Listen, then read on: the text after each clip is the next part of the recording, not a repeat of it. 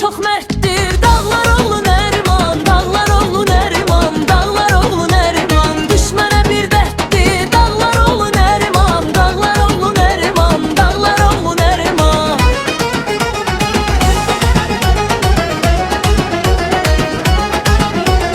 Candır əziz candır, dertlere dermandır. İgid pəhləvandır, şir kimi aslanım.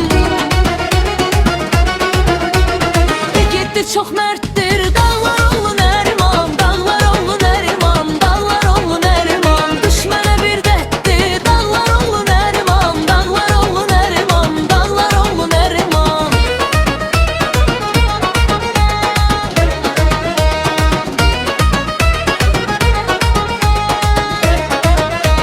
Gelsin, adıyla yükselsin. Bizledim gülsün, bunu hamı bilsin.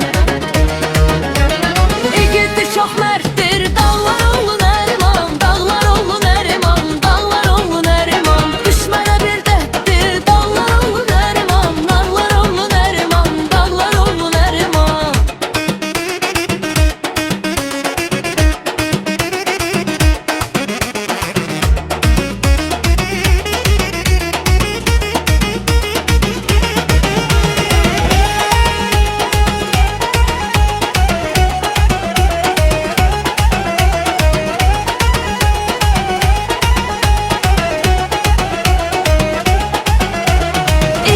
Çok merttir. Dağlar